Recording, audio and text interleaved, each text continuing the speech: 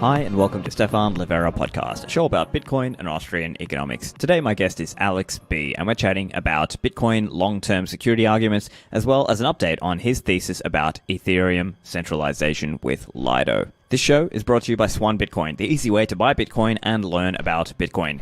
Swan is organizing a conference called Pacific Bitcoin, and I'm going to be one of the hosts. It's on this year, November 10th and 11th in LA, California. There'll be thousands of Bitcoiners from around the globe catch up with all the Bitcoiners there. There are so many awesome speakers who are coming also. People like Lynn Alden, Alex Epstein, Corey Clipston, Jan Pritzker, and so many more. This conference is going to be optimized for fun with sports, games, music, photo opportunities, and high fives.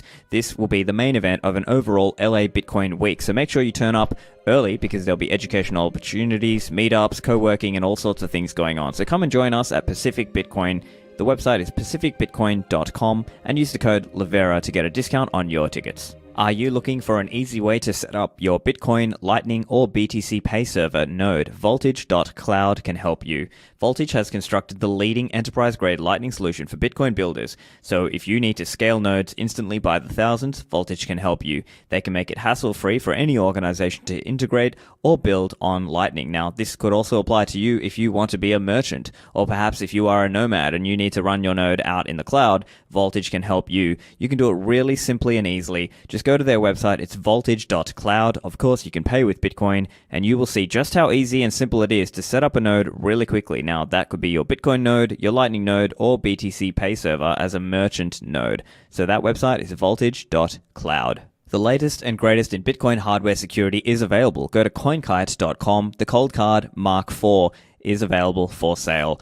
I really like the Cold Card as it's such a versatile device. You can use it in single signature mode directly plugged to a computer with Sparrow Wallet, or you can use it in more advanced setups with a micro SD card, or as part of a multi-signature, or using BIP85 with child seeds, or as part of the Seed XOR setup. There's so many different ways you can configure and use your Cold Card, but don't be afraid to get started. You can just go to coinkite.com, order your Cold Card there and the associated gear such as the metal seed backup, and just get started with self-custody using hardware security. That's coinkite.com.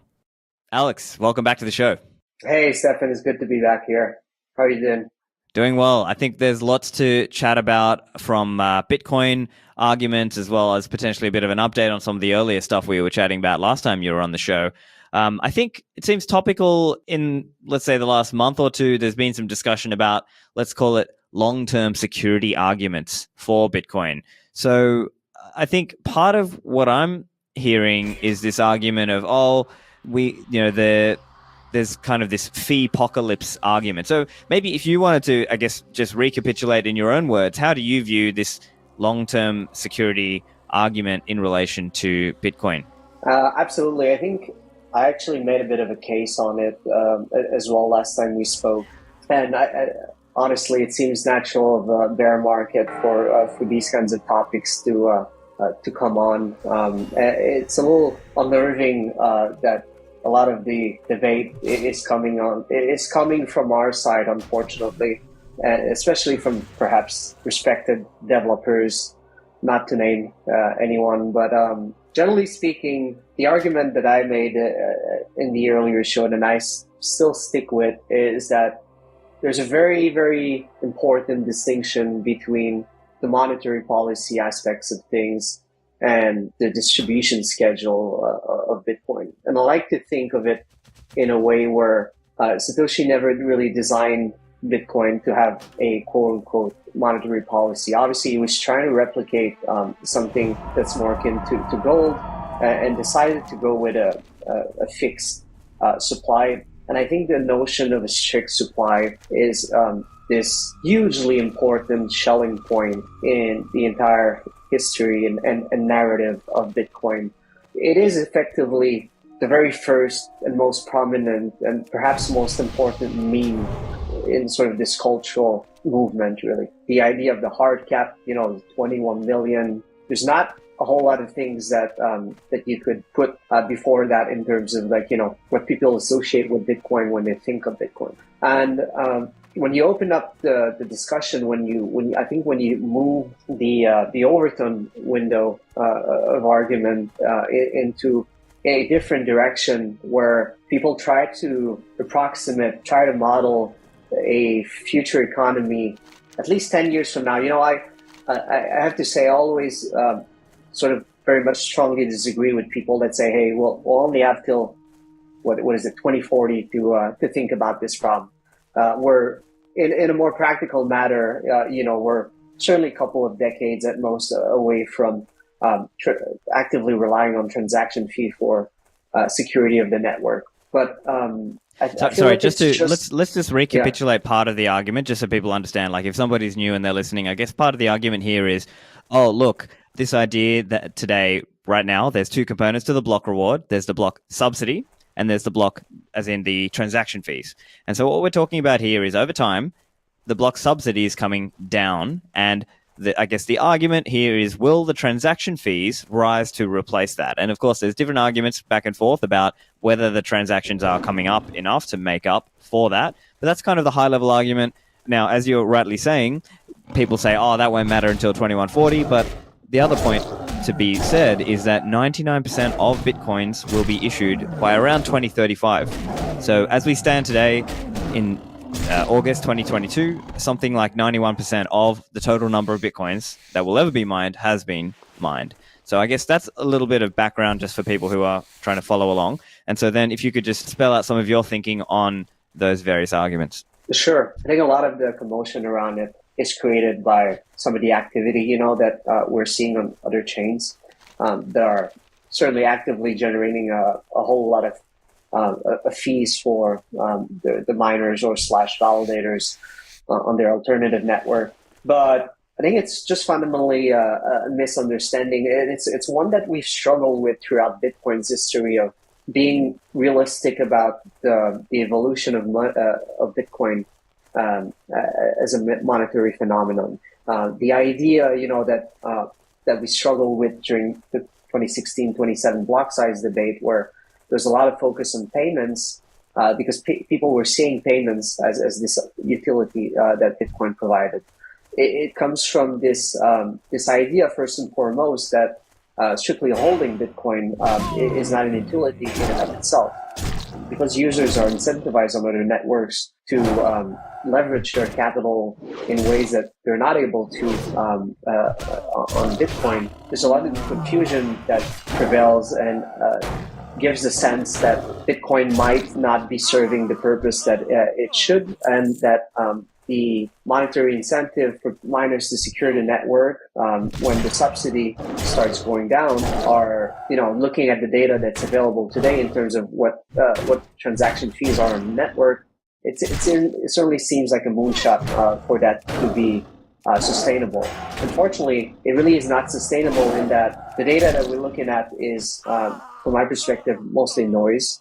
I would discard most of the data that, in terms of transaction and activity on the blockchain up until at least late 2017, if not late 2018, because the reasons why we had fee activity during that time was mostly two phenomenons: a very poorly well-scaled infrastructure, both from the users' point of view. So when we're talking about wallets and UX and the fee bumping mechanism, or just the fee estimation algorithms, those were very poor, generally speaking, as far as certainly, especially within the ecosystems of wallets that were available, and how skewed the distribution of transactions per wallet was back then. A single entity that wouldn't manage fees in a proper way would end up congesting the network, in a quite disproportional way than they should, really. And the other aspect, obviously, was the network in and of itself. The SegWit was, I think, the big bulb for some of that, and we found ways to better utilize the block space in several matter. And so that led to historical data that gives the perception today that the network is less utilized than it was in the past. And people interpret some sort of trend from that, and there's no clear indication, of course, that this trend seems to be reverting. Quite the opposite. Fees have been historically low for most of the last couple of years, except for a small little period last year. But looking at it from a bigger picture, you really realize that it's just all a matter of Bitcoin monetizing, and we're still at a very early and speculative cycle where Bitcoin, the idea of Bitcoin payments remains extremely marginal. As much as we'd like to, get ourselves excited about various initiatives, whether it's El Salvador or the growth of Lightning, in the grand scheme of things, I think that capital allocators don't look at Bitcoin certainly as a payment system yet. And so there's no expectation, there should be no expectation that the activity of Bitcoin, at least from a transaction perspective, gains any more significant traction 2 years from now, even perhaps 4 years from now.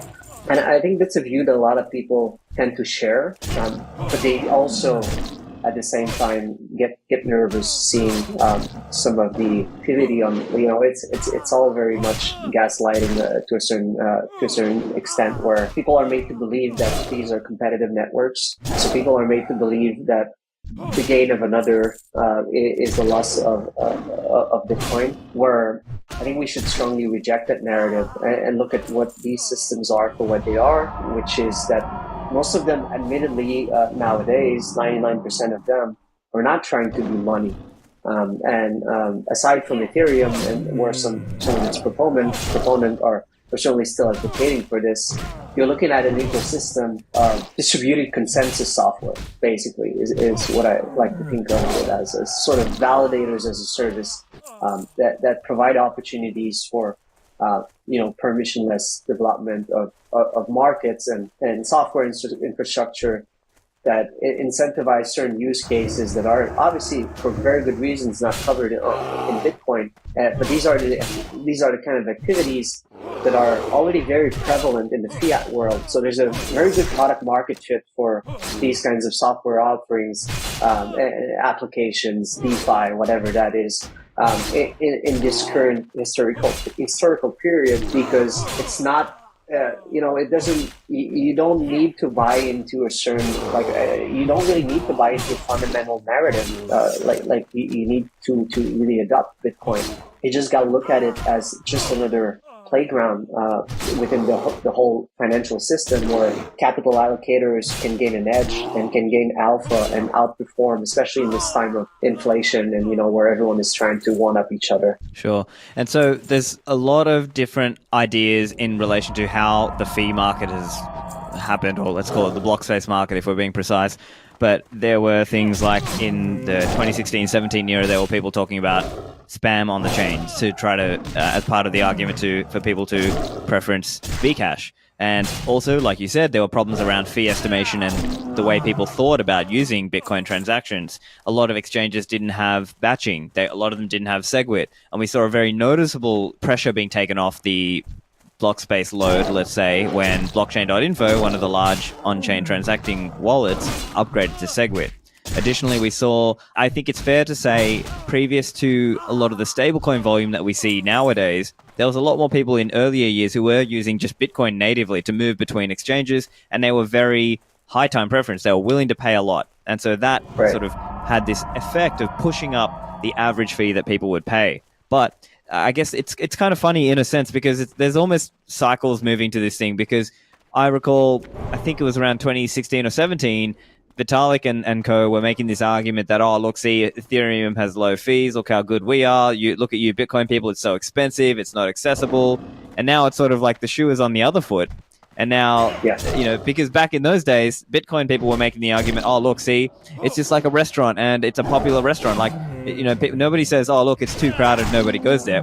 Hang on, there's something wrong. Like, obviously, if people are using it, they're paying for that for a reason. And now it's like the shoe is on the other foot. Now we're seeing a lot of the Ethereum people saying, look how much TVL and look how many fees are being paid on Ethereum chain and things like this. Whereas Bitcoin has been relatively cheap in terms of transaction fees. At least that's where it is today. But I think to your broader point, it's that we're looking at, I think for many people, they are looking at it like a savings. They're looking at it like a store of value. They're not necessarily looking to transact day to day, although of course you can do that. And now we have the Lightning Network and it has improved in reliability now. So I think it's fair to say that, that use case is being served if you want it. But I think there's all these different points going around, and I think part of the argument around this whole long-range security is this argument that, oh, see, Bitcoin will not have enough people transacting or paying enough fees to give the network some security against a potential attacker. But at least here's the way I'm thinking about it. I'm curious what you think.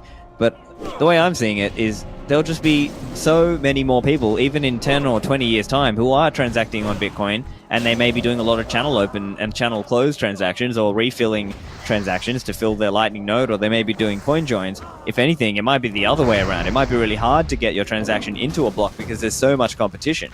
So at least that's how I'm seeing it going, and it's almost like I'm seeing it like the problem might be the other way around. But I'm curious what you think. No, I agree. I mean, I've repeatedly made the case. I was actually a little vocal for a while where I was suggesting that we would be revisiting block rewards, upwards of 10 Bitcoins, higher than the current subsidy for the very simple fact that when you consider a block reward that's purely based off of fees, there's really no ceiling. So I expect there to be some sort of equilibrium where users will opt for different payment mechanism depending on their needs and depending on the need for information, finality, and things like that. But the fact of the matter is that once Bitcoin monetizes, it'll open up opportunities for, I would guess, most things we can't actually imagine today, right? That's sort of the failure I think that's a repeated failure that we make with technology, is that when we're talking about those fundamentally sort of new paradigms, people always make the argument that you couldn't have possibly imagined Netflix in the early days of the internet because you didn't even have the infrastructure to support something like Netflix. And so I'm fully in agreement with you that by the time that Bitcoin's monetized, we will see blocks that will persistently, I imagine, be full. And those transactions will very rarely be retail users, will even rarely be strictly single individuals. It'll be a composition of, Lightning hub settlements, perhaps federated. I expect it to be federated side chains or other software or consensus, sort of distributed consensus models, Showmian mints, that all ultimately settle the transactions of their users on a network. And so it used to be very, it used to be very popular. I think people very much used to say that it'd be very expensive to transact on the Bitcoin network in the future. And I'm still convinced of that. And I think it'll be because it'll provide it's really not only about the number of users that are transacting, but about the amount of capital that Bitcoin is serving. And when you look at the amount of money transacting through the largest global settlement layers today within the fiat system, you're talking about amounts of money where if Bitcoin manages to settle that and only takes a very conventional or not egregious percentage. Well, let's put it in percentage fee. The revenue will be there for miners to continue to add security to the network. And really, the question is this question of security budget, right? So the idea that there is a budget is actually should be hotly contested, because the budget assumes that we are able to model and approximate the actual security that's required for Bitcoin to operate. But in fact, it's really just a consequence of the market. And so users will pay for using the network, and whatever demand is derived from that will translate into fees. And that will be the amount of security that the network requires. Users might underpay, but at which point the prospect of Bitcoin not generating significant fees in the future is for me fundamentally an idea that lacks creativity, and that ultimately sort of betrays a little bit of overall bearishness really on the Bitcoin case. Because if you accept Bitcoin to be a global standard bearer of value, it seems very logical and self-explanatory to me that the demand for that will be massive and probably larger than any possible use case, right? That's the important discussion, is the use case of money dwarfs all of them. And the numbers that we're seeing today in terms of financial activity on alternative networks, while these are large numbers that are, ballooned by fake market cap, perhaps not fake, but very extravagant ways to estimate the market cap of these other crypto tokens. And at the end of the day, in the grand scheme of things, it's a drop of water in the ocean. And so it'll naturally take more time for Bitcoin to establish itself, because it attempts to claim the very biggest use case in the financial world.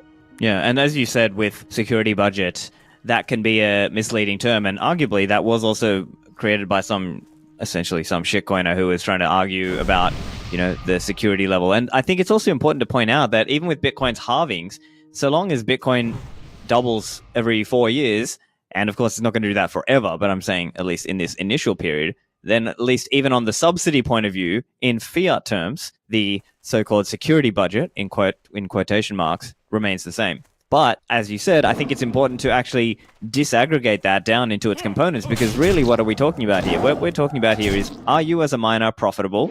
And two, are you as a transactor able to get your transaction into a block? Or in this case, if you're doing a lightning channel, etc., to open or close, you need to get that Bitcoin on-chain transaction confirmed into a block to have your channel opened or closed, etc. So that's really what we're talking about. And so if we're talking about security budgets, it's really more appropriate to think of it more from that perspective. And I think once you see it from that point of view, then you can understand that, let's say if you are a user and you are unable to get your transaction confirmed into a block, well, then the answer is you have to pay more. That's just the answer, isn't it?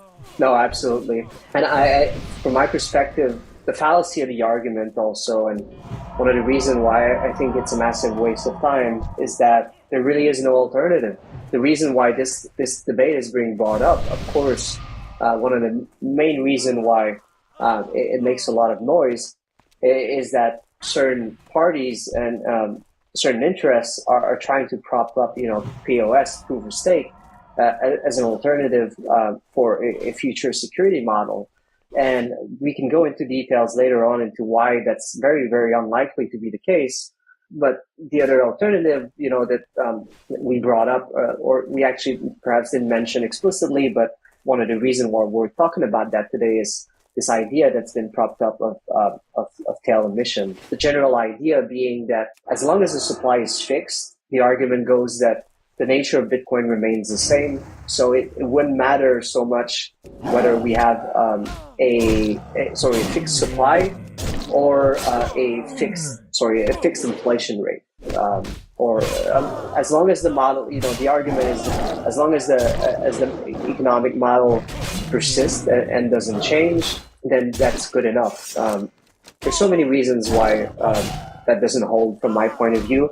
But if we're just going to perhaps address the tail emission argument, so fundamentally naive that it kind of befuddles me that people are actually entertaining it, because the fundamental premise of the argument is that, well, it's such small inflation for users 10, 20 years from now that users are not going to care. If you're paying 0.5% inflation, you're not going to mine as long as that's the social contract, and that's not going to change. But when you're looking at it, you can look at it from the user perspective. But what really the problem that they're trying to address is miner security, right? Incentive for miners to secure the network. And so if the share of value that's being taken away literally by users is small enough that they're not going to, air quotes, not going to notice, then why would you assume that this amount of value gives any more incentive for miners to secure the network? Because you just made the argument that it was too small of a fraction of the monetary supply to make an impact on the holding of users. So it's a very contradictory approach to me. And again, it also needs it needs to assume that you get it right off, you whatever tail emission you choose, you get it right one time, and then there's no changing it. It's an obvious slippery slope. I think most people understand why it's extremely unlikely that this become even mildly considered in the future, though I don't think we're going to stop hearing about it. It just doesn't fundamentally address the problem. It really does not. So yeah, there's really no alternative. We've bought into a system with a premise that there will be an economy around Bitcoin that will provide enough demand for it to be sustained on a transaction fee model basis. And as far as I'm concerned, if that doesn't work, then we've got to go back to the drawing boards, because anything else that I've seen out there just doesn't fit the current model and incentive models that are required for a global neutral layer of money. Well said, and I particularly like your argument there around the contradiction, because some of the proponents of this whole tail emission idea have been arguing both things. They've been saying on one side, oh look, the users won't really notice, but on the other hand, they're also saying, oh look, the current system as it is, oh no, the fee apocalypse is going to happen and the miners won't have it. Well, pick one, right? And I think you've said that before publicly on Twitter, and you just made that same argument. I think that's a very strong one. So I think we can pretty much consider most of those arguments dispatched. I think I would just kind of summarize, really, it's unethical as well. Like the users bought in on this premise. Like most of the users, the vast majority of them were told this is the limit and it's never going to change. To now try to retrospectively, pull the rug out from underneath them and change the rules of the game when there's no need. There's obviously no proven need for this, because we believe that it's either gonna go boom or bust, right? It's we obviously most of us are bullish on Bitcoin. We think it's going to go very high, and a lot of people are going to be transacting on Bitcoin, and therefore there will be a lot of transaction fees. So anyway, I think that's probably the key point on some of that aspect of it. I guess I was also curious as well to get some of your thoughts on this idea, and I know we've spoken about this a bit offline, is this idea around economic nodes and which nodes really matter. Because I think that concept came up particularly in the 2017 block size war debate, because there was a discussion around, yes, when you run your Bitcoin node, you are in some sense defending your chosen rule set. So as an example for listeners who aren't familiar, when you run your Bitcoin node, you're asserting what you think Bitcoin really is. And if somebody tries to send you invalid Bitcoin, your node is going to essentially reject that, or it won't see that transaction as valid. So I guess from your perspective, I know you have perhaps an interesting point of view on this. So how would you frame that idea of which economic nodes matter? Right. I think it's funny. It's a timely and it's very timely, that conversation, because there was the anniversary, as you probably know, of course, of UASF yesterday, and I happened to be listening to a couple of. I try to listen every now and then to a couple of Twitter Spaces, see if I can get anything out of it. I read a couple of articles, or saw a bit of comments about it, and it seems like it's an issue that's still very much misunderstood. Unfortunately, I haven't read Jonathan Beer's book on the block size debate, and maybe I should. And it's unfortunate, because I spent a lot of time in the trenches with Jonathan back in 2016 and whatnot, and actually met him in Milan back at the Scaling Bitcoin conference. But anyways, I think there is still a bit of a David versus Goliath narrative that persists, and that strikes me as the wrong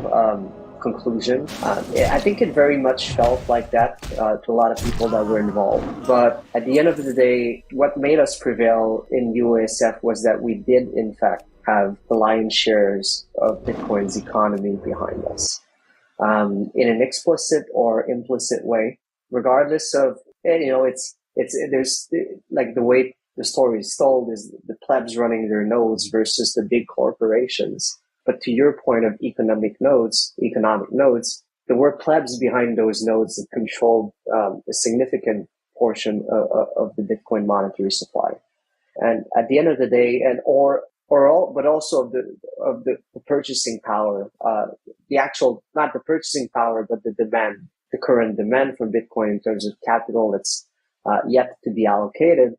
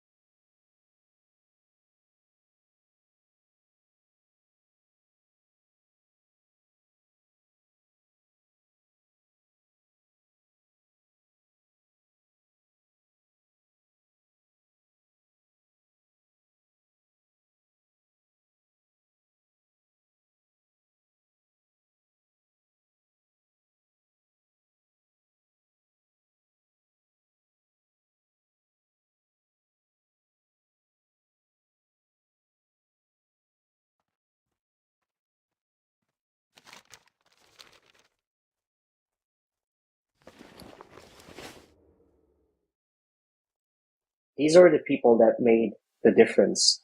And certainly it doesn't take a lot of, this game theory of USF. It doesn't take the majority of these sleeping giants to raise up and say their piece for there to be enough disincentive for miners to work against, what appears to be the consensus of on the network. But I think on any sort of quote unquote blockchain or distributed monetary system like that, there's still very much an argument that the gold, those who own the gold make the rules. Because regardless of the node that you run, ultimately, what decides who enforce the rules on the Bitcoin network are those who are actively validating transactions and transactions that they're personally involved in.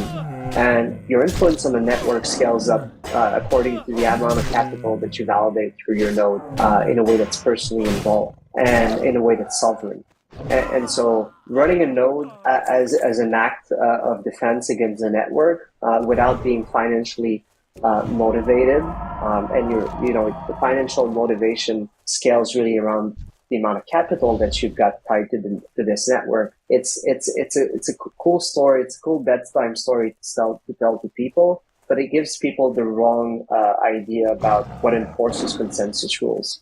And it's important because really at the end of the day, there are failure models.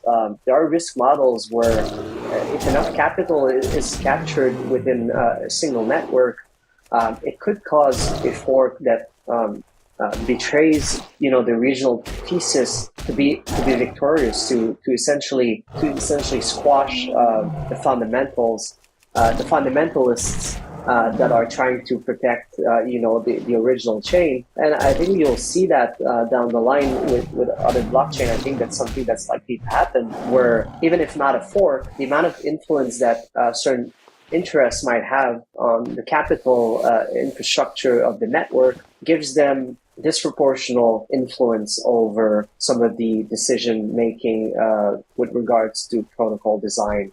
And, where things like security models might be involved. So I think it's a distinction that's worth keeping in mind when considering the game theory and sort of the incentive model that makes Bitcoin tick.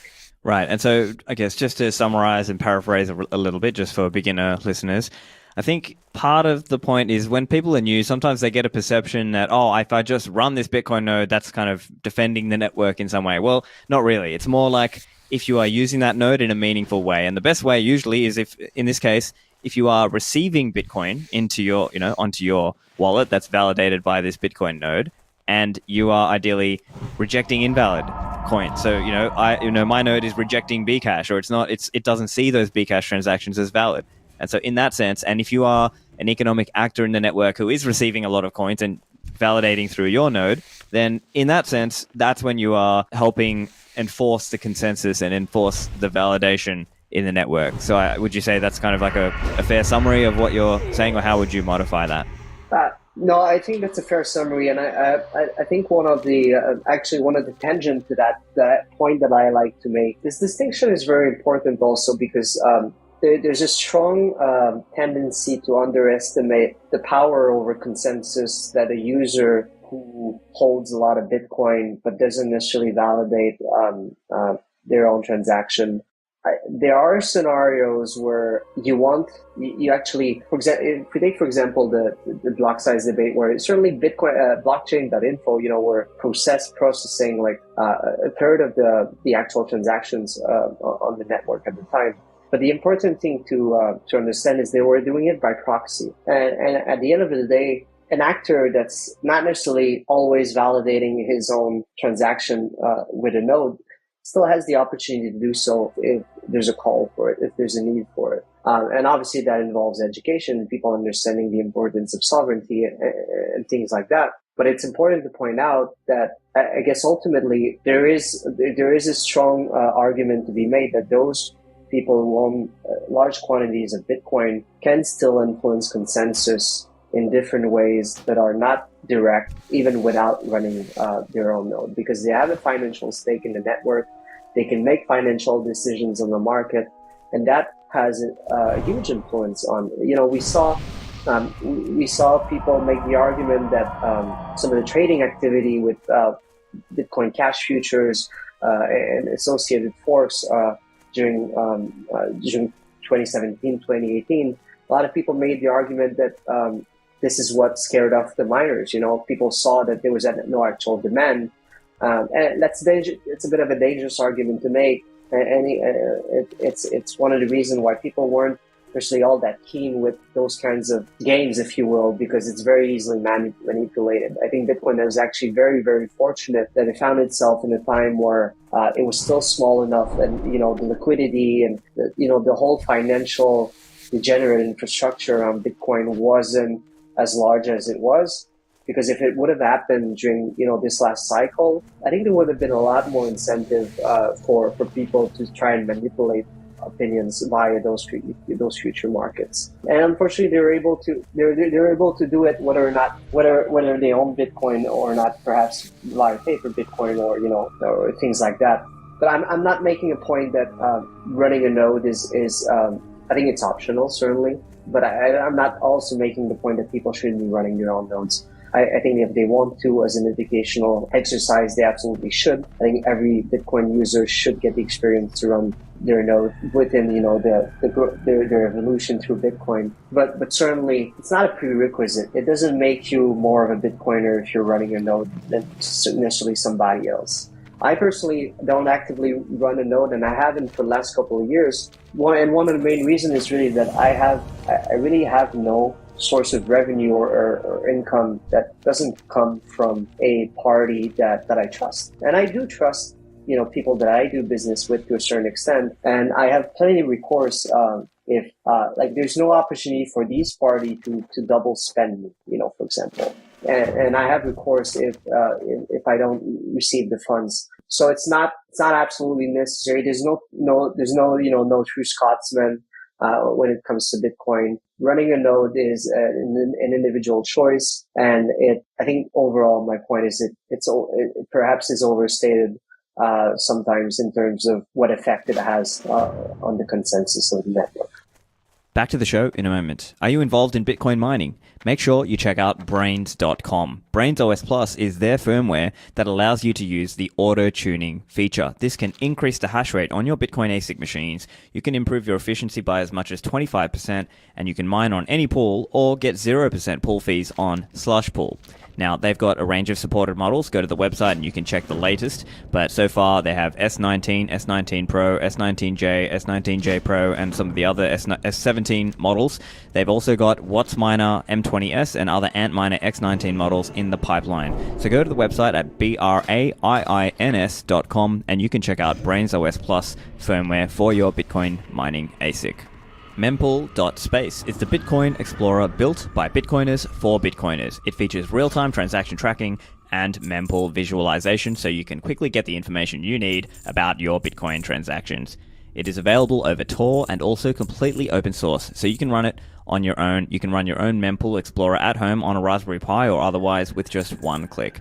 Over 1 million people use mempool.space every month, and the project is operated freely for the benefit of the Bitcoin community without ads or third-party trackers of any kind. Mempool.space shows you multiple layers of the Bitcoin economy. You can go try it out today over at mempool.space.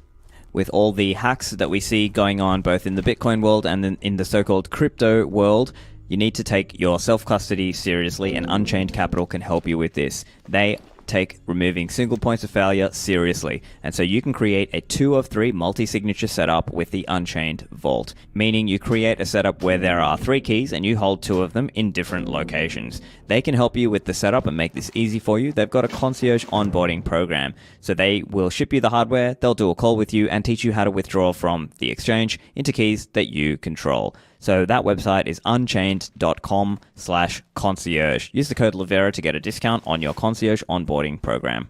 And now back to the show with Alex. I see, yeah. So, I mean, the way I see it, I think it is a vital step for many Bitcoiners who are, let's say, if you're listening to the podcast and you're thinking, I've never done this before, I would say definitely you need to learn how to use it. I personally do use a Bitcoin node in terms of receiving payments and things like that. I find it really handy, but I think it's a graduation step for a lot of people, and depending on your situation, you'll find different scenarios. So, for example, I use BTC Pay Server, which is an easy way. So for example, people can easily go to like voltage.cloud and spin up their Bitcoin node there. I know that's a cloud node, but you might be a merchant or whatever. It might be different scenarios there.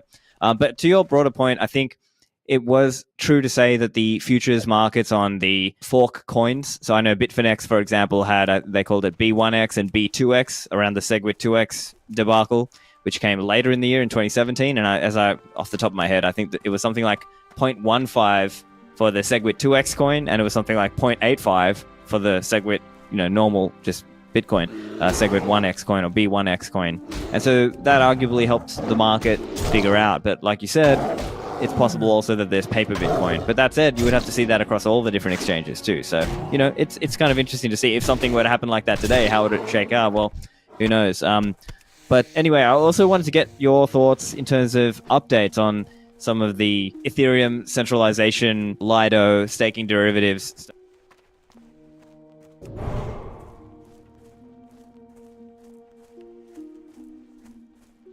So, listeners, I'll put the show note, the earlier show there, but just, I guess, the very high-level summary is, as I understand your argument, let me just quickly recapitulate that for listeners as well. It's that there are centralization pressures within Ethereum. One of those is this concept of staking derivatives. So we're seeing this liquid staking derivatives where there is centralization, arguably, being driven into one of the parties called Lido. And they have, I believe it's over 90% of the liquid staked ETH and this represents some future potential governance risk around what happens with Ethereum. So I'm curious to get your thoughts on that. Firstly, do you agree with that summary? And then what are some of your updated thoughts on this since we last spoke? Right. I think since we last spoke, I've just been validated in my thesis times and times again. It's now being recognized as a very public issue where even Ethereum Foundation engineers and developers are acknowledging it as an existential threat to Ethereum. So we've come a long way. You mentioned 90% of the liquid staking share. That hasn't really moved. It's always been dominant and it should be expected to remain dominant. But I think one of the big conversation items is last time we spoke, Lido was 15% of the overall staked Ethereum amongst all validators. And that was just a little less than, perhaps a little less than a year ago, really. Today it sits at 32. So it's a 100% increase in the last year. And generally, if you look at things, you look at the other numbers, I think more than 60% of the new ETH that is being staked, on a daily basis is actually still being added to Lido. So the centralization and the dynamics that would encourage people to further centralize into what I believe will now be a monopoly are clearer than ever. And with the merge possibly coming by the end of the year, it's going to be extremely, extremely interesting to see this play out, because while people in Ethereum camp might be very, very excited about the prospects of the merge, I think this is really when the dynamics that spur the centralization of Lido really kicks into gear. And this is where you see opportunity for Lido as a validator to start capturing things like MEV in a much, much significant way. And I wouldn't be surprised if within a year from this interview, from this podcast, we're looking at Lido has owning over 50% of the stake on the Ethereum network. At which point, it's painfully transparent and blatant that the claims of neutrality of Ethereum are significantly diminished. And I think the big question mark, though, is that remains is how does that ultimately play out? People have always fantasized about Ethereum crashing down in a big ball of fire. I'm personally of the opinion that it's very, very unlikely to happen. It seems very much to me like Ethereum is destined to be captured by, I think, interests that remain. It's a little unclear to me who will be driving, who will be behind the wheels of Ethereum 5 years from now if really it survives. And I think it's possible that it survives that long. And I've put a bit of a thesis this morning on Twitter. I've been thinking about some of this stuff, and I was reviewing a couple of tweets, in preparation for this chat, and I just sort of had this eureka moment to me where that really crystallized the difference between a system like Ethereum and a system proof of stake like Ethereum and something like proof of work. And I guess the exercise that I'm driving people at is considering what happens in a highly centralized, highly sort of almost monopolized context or scenario for both of them, where you have perhaps 51% of the hash rate that has consolidated under a single mining pool in Bitcoin.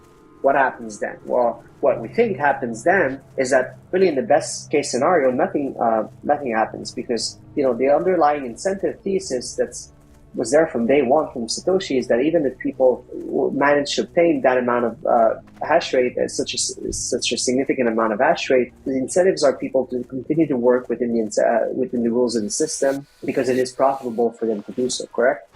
And in proof of stake, there are two incentives at play that challenge each other, and the main fundamental difference is that proof of stake validators, proof of stake block producers, which is really what they are not only concerned about selling you inclusion into a block, they are also selling you priority in terms of your transaction. And obviously, given all that we know about the state of MEV, of maximally extractable value on Ethereum, and this notion that because of the applications that are popular on Ethereum require sort of instant finality to a certain extent, where you've got many AMM, many exchange, decentralized, quote unquote, decentralized exchange, where arbitrage opportunities are available.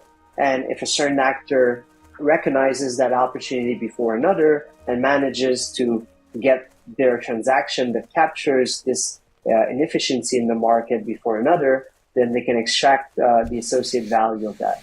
And that has turned into a game where miners are now obviously as the ones effectively responsible for transaction ordering on the Ethereum network. Miners play a central part into this extraction game. But this extraction game, if really the prospects of Ethereum are to be fruitful, you're talking about billions of dollars, like a $1 billion business. One of the largest, fastest growing industry in Ethereum is MEV. And the problem with that is that under a system like Lido, where you have the staking derivative that has network effect, that incentivizes centralization because of liquidity, first and foremost. And we had a great example of that during the Terra Luna crisis and Three Arrows Capital crisis, where you saw the STETH, which is Lido staking derivative, and the STETH and ETH pool in what they call the curve pool, which is this liquidity pool, which very basically allows people to sell their STETH for ETH, for Ethereum, or sell their Ethereum for the staking derivative. And this exists because it is not possible until a certain time after the merge for people to unstake their Ethereum. People can stake today to Lido, but cannot withdraw that stake. And that's the same for every staking setup, whether it's as a personal at-home user or other validating pool. And so what happened is that there was a lot of volatility in the market, and the peg, which is one stake ETH, is supposed to represent a claim on one ETH. And this liquidity in this pool tried to maintain that 1-for-1 peg. Because of the liquidity, the peg dropped significantly, not in a perhaps very dangerous way, but this just goes to illustrate that staking derivatives are a winner-take-all sort of formula because of that need for liquidity. If the liquidity around staking derivatives had been fractioned during this event of the last couple of months ago, then this would have significantly perhaps damaged each and every single one of them, being significantly smaller. So there's this network effect of staking derivatives at play.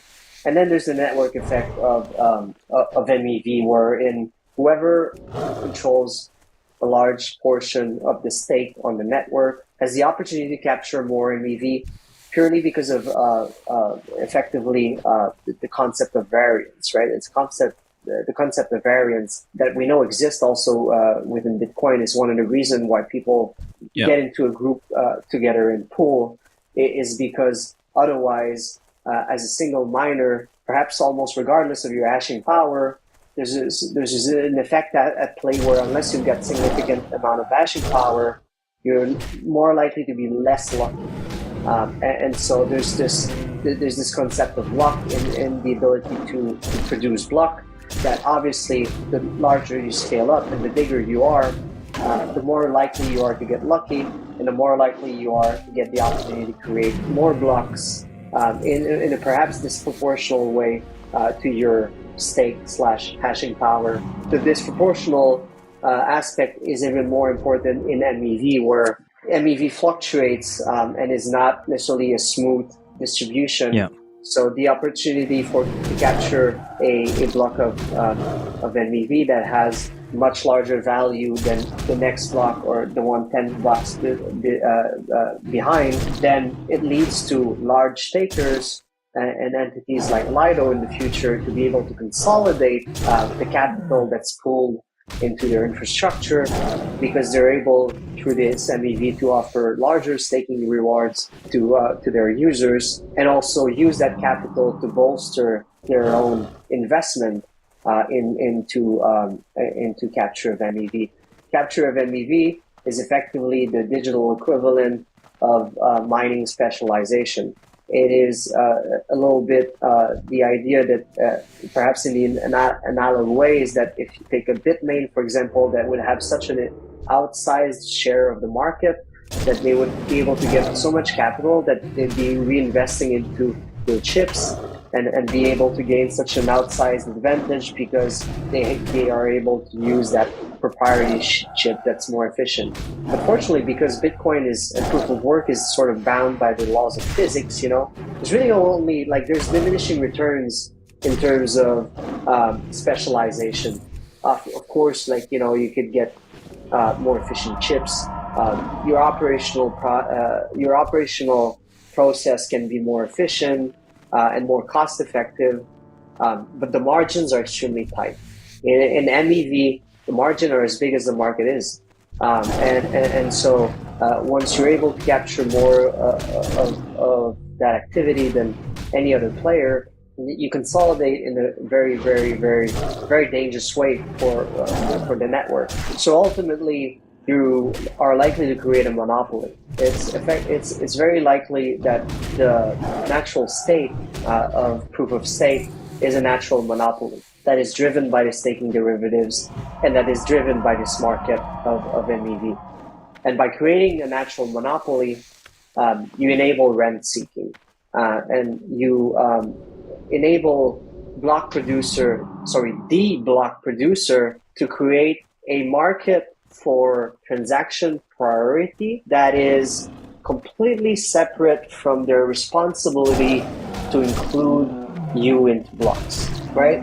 And the reason why that's important is that within the silo of transaction priority, the single monopolistic block producer is allowed to do effectively whatever it is that they want. And that activity is mostly confined to near-term settlement transaction, right? Because the idea is that you do not necessarily want to censor indefinitely a transaction or double, even if you attain 51%, or if you're monopoly, you're effectively the only person on the network producing block. And you wouldn't want to, start mining invalid block or double spending, because this flies in the face of the social consensus, right? This is when whoever runs an Ethereum node might step up to the plate and say, hey, you guys are obviously acting in malicious ways. They might slash you. That's within the scope of what you're doing. Slash your stake means you lose money, or they might choose to fork the network and blacklist certain validators and stuff like that. So it's a risky game for validators to play, when really all they need to do is sit at the top of this economy and just start raking in money by being this rent-seeking entity. that enables you, if you want, Stefan, to get your block included as a priority in the next one. Well, why don't you pay me a little more money than the other people that are in line trying to capture, for example, that opportunity, that MEV opportunity? You can create private mempools where certain privileged people would broadcast their transactions strictly to you, so that you may include them into the next blocks in a prioritized way. And that's very, very important, because if you manage to build this private mempool of transaction where people are manually submitting their transaction to you and only to you, then that further consolidates your advantage as an entity that attempts to capture MEV, right? Because if people start submitting their transactions, their high value transactions to you, these are transactions that are not submitted to the other potential competitors, other validators, and this is value that they can never capture. So you consolidate in that way, but really more importantly, and where it gets all twisted and you can see very, very different outcomes is, well, what if I decide that I don't want you, Stefan, to be the one to capture that opportunity? What I'm going to do is I'm actually going to pay the monopoly block producer to censor your transaction. I want to make sure that, we've been playing the same MEV games. I know that you know what you're doing, but I'm seeing this one transaction here, which I really want to get my hands on. I'm afraid that perhaps you've also spotted it. So I'm going to make sure that you're not able to capture it. I'm going to pay a premium on top of that. And you can see very quickly how this turns into a bidding war between who wants to get their block included, who wants to censor the other party for whatever reason. And when I say censorship, I only mean, small, near-term censorship. Because by the time the opportunity is gone, when I've captured it, the idea that you've been censored, it's a transaction that provided no value to you other than if you were able to capture it in that moment. It's not like censoring a user that's trying to send money to a third party and whose transaction will never go through. It's a temporary censorship, but it's enough to have its effect. And so the monopoly block producer is able to get away with a lot of that stuff, creates bidding wars between various users in this massive MEV ecosystem, and by doing that, further consolidate their power, but most importantly, further consolidate the capital within the network, right? You really have a system where you have these lords where you have no choice but to pay taxes. You have to pay taxes because you have to be staking your Ethereum in this world where potentially, because of staking derivatives and how easy it is, if you're not staking your Ethereum, you're getting your share of the supply diluted. It's effective inflation as far as you're concerned, or at least your purchasing power diminishes compared to people who are staking with Lido. But Lido, as an entity itself, also derives a fraction of that staking rewards. So they charge you effectively a tax. And because you have a natural monopoly, then there's opportunity for them to leverage very large taxation amounts. So, it's all a bit of a, as far as I'm concerned, it's a bit of a mess. And like I said, it's been publicly acknowledged by very significant Ethereum people. There's been demands that Lido caps their stakeable supply at 25%. And there's been a vote on the Lido DAO recently where people suggested that perhaps they should limit the actual percentage of supply. And well, what do you know? It was almost unanimous in terms of users voting against that proposal, because it's not within their incentives to do so. It was a landslide. It was 99% of users voting against that proposal. And so they have this, there really is the incentive problem at play within Ethereum, where I think they're driving into a wall, but unfortunately it's a wall that like I said, it's not something that's going to explode today and tomorrow, and we'll say, hey, that was it. I think it's actually leads to a very perverse system, a very pernicious system. When people make the argument that like Ethereum is fiat and is likely to be captured by bankers, I think there's a very plausible argument where that's the case. Because why, people have this fantasy that governments are trying to kill Ethereum, that Gary Gensler is trying to kill Ethereum. Where if we truly believe those government entities and those fiat officials to be what we think they are, then it makes a lot more sense for them, to capture these networks and profit from and prop up these networks as much as they can for as longer as they can, because there is an opportunity for them to sit on the money spigot, and it's a new form. It's just a different model for them to extract value out of people, and it just makes too much sense for them to leverage that rather than try to extinguish ban it, let's say. Yeah, I mean, I think it's there's a lot of points there, and I think you could argue that there is this regulatory capture aspect, and that, let's say, there may be, now of course there are different departments of government, so let's say one department of government might well not like some certain project, and another might be thinking, this is an opportunity for us, this might eventually be more power, more money, etc., right? So more fame, prestige, whatever the incentive is for that person. Now it also reminds me, because back in, I believe it was late 2013 or early 2014, there was a ghash.io saga, right? Where, at the time, Bitcoin mining, and so this one miner was getting, I think, close to 50% of the network in terms of mining. But I think it's kind of an interesting little parallel that Bitcoin had a moment like this in history. But of course, I think they voluntarily restricted their supply or their mining percentage down. And in this case, the users of this protocol, almost 99% or higher than 99% voted against that. Now, I have heard of one idea from the Ethereum camp. They've got this idea of, as a response to this concept of the decentralization, Lido, etc., this proposer-builder separation. So I'm curious if you have any thoughts on that idea. So as I understand, they would bid in real time to win the right to capture MEV in any validator's block, whether it's part of Lido or some home staker, as an example. So I'm curious if you've looked into any of that or have any response to that particular argument. Yeah, I have. I think it's a decent attempt to sort of compartmentalize the division of labor within this MEV market, or more generally speaking, block production.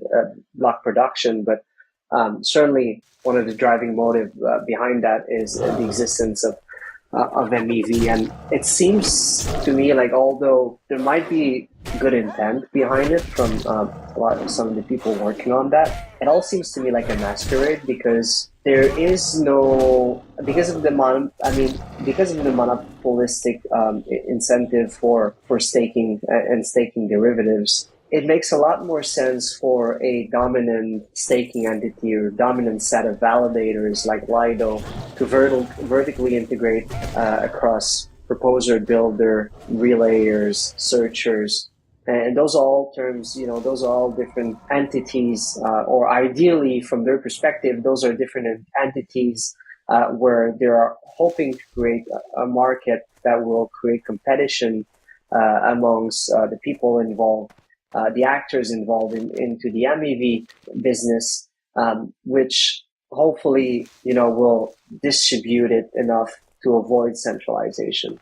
But the problem is that the incentives are just not there. There is very likely to be, like I said, a single monopolistic relayer, a single monopolistic proposer. And what's going to happen there is that certainly Lido might be contributing themselves in terms of searchers, and searchers are literally the one that dig through transactions on the network, observe all of the distributed decentralized exchange activity, and really spot those opportunities. And the rest of the actors are responsible for putting those blocks into what they call bundles. And it's actually effectively constructing a block, effectively trying to construct a block that extracts as much value as possible so that the validators can then use that block to add it to the chain. So without getting furthermore into technical details, I think this alleviates, one of the reasons why they're doing this is this alleviates one of the major issues with Ethereum at the moment, is that block production as it currently stands, effectively has a single centralized point of failure in the Flashbots infrastructure. And the Flashbots infrastructure is what currently allows miners receive or create an auction market for these MEV bundles, for these MEV transactions, and offer the opportunity for anyone that's trying to partake into this to submit their bundles directly to miners so that they can put them into block, and obviously, depending on the value of them, prioritize one over the other. And then there's a bidding game going on. And the problem is that sitting sort of right in between these searchers and these people that are putting together the bundles and the miners is Flashbots relays, which are the ones effectively responsible for coordinating this entire dance. And Flashbots relays, as far as I understand it, are nothing more than software running on the cloud, certain probably AWS infrastructure or whatever that is, most likely in a redundant way, most likely in a way that's, fairly secure and airtight. But certainly when we're talking about billions and billions of dollars of value and systems that are supposed to be built in trust minimized ways, to have such an obvious central point of failure is quite perplexing. And even more so that they've made the decision now with proof of stake to, I've made that thread just yesterday, I believe, but to, effectively bake in that part of the software into the various Ethereum clients. And it was already, it was already kind of used by most, if not all, miners. I would assume that the original iteration of the Flashbot software is used by all miners, but now they went so far as to putting that into not the reference, well, effectively yes, as an API in the reference client. So in a way that not enforces, but makes it even more likely that every single validators down the line will use it. And this centralized relay will still be a mainstay of the MEV infrastructure until they plan to introduce this proposer builder separation, where you might have then entities that can volunteer as relayers and create a market for relayers.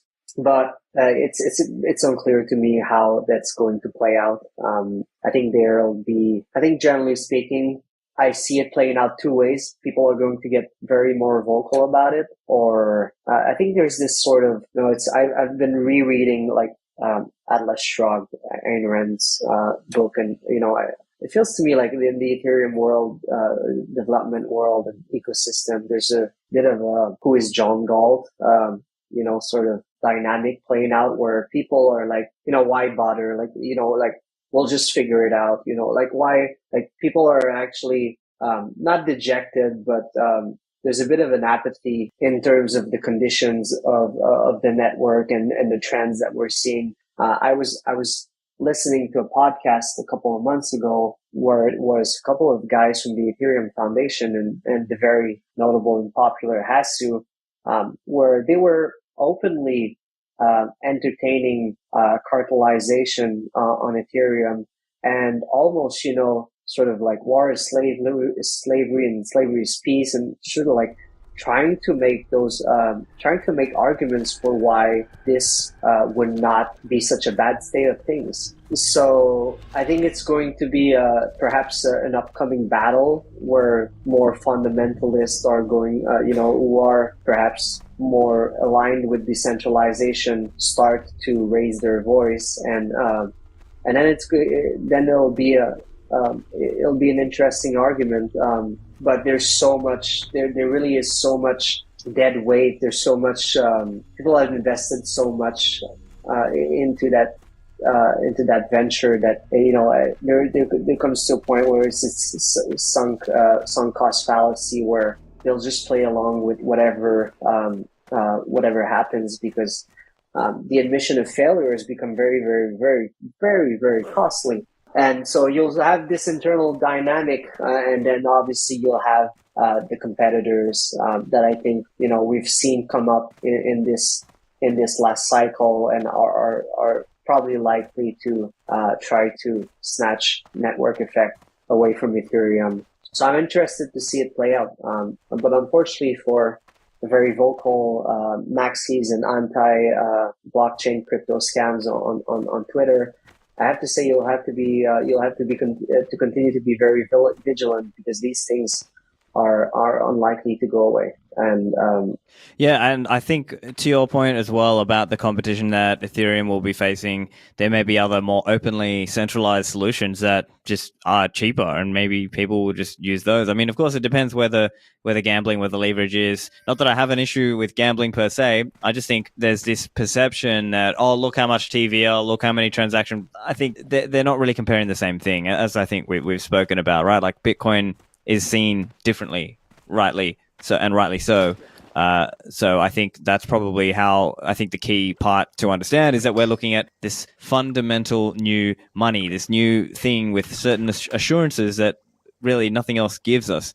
And we're living in this world where there's a war on cash, where literally maybe just a couple days ago, I saw this news article about how Emirates, the airline, is looking to decrease their flight frequency to Nigeria because they can't repatriate the money back because maybe the Nigerian government is trying to keep the US dollar there because they don't want to give that back. So it's kind of like, and it's such an obvious use case here where Bitcoin, obviously people could, of course, maybe, you could argue about how big Bitcoin is today, but I think there's just that fundamental use case there where people just need to be able to transact, and they may need to do it under adversarial conditions. They may need to do it even under conditions where, let's say, the normal banking system is not working for them, or where the government-controlled banking system is not working for them. And that speaks to some of the issues around centralization that we've spoken of. So I think probably a good spot to finish up here. I enjoyed the chat. Any last points you wanted to mention for listeners? Anything else to keep an eye on? I will say, just to wrap up what I was just talking about is like, and perhaps we didn't get to touch too much on that, but I've made the case that it's actually very, from my perspective, as much as most people hate the prospect of it, I think we're likely to live with a multi-chain world for still quite some time.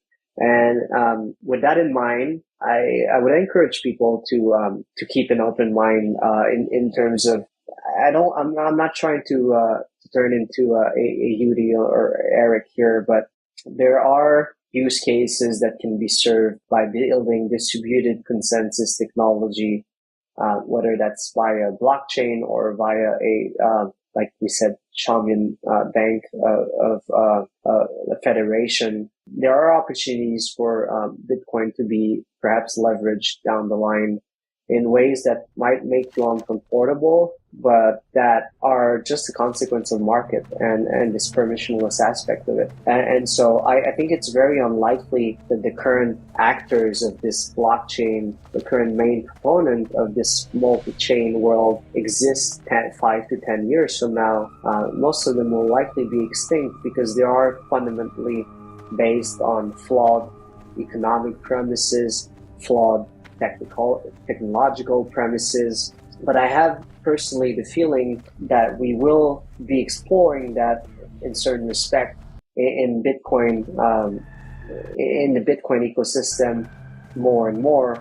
And I know some people that are building very interesting products that leverage concepts like that, but products that are fully fully sort of aligned with Bitcoin, with the Bitcoin ethos, and there's no shitcoin involved. And I'm not setting myself up to announce my next shitcoin, but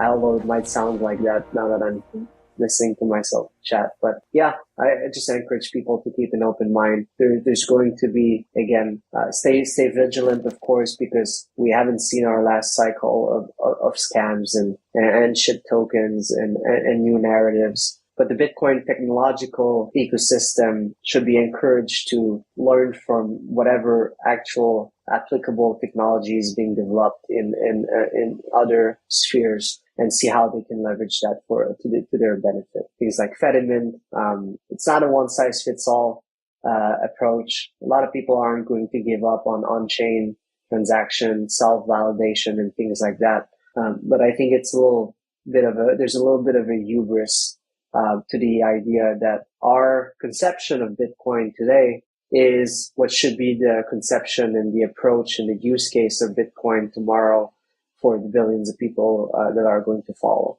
Right, and a lot of that plays into what kind of scaling techniques are available. Some of that will be custodial. Obviously, I prefer as much as possible it's not custodial, but we'll see what happens. So, Alex, thanks for joining me. Listeners, make sure you follow Alex on Twitter. His handle is BurgeAlex4. I'll put the links in the show notes. Alex, thanks for joining me. Appreciate it, Stefan. Have a good day. Get the show notes at stefanlibera.com/403. Thanks for listening, and I'll see you in the Citadels.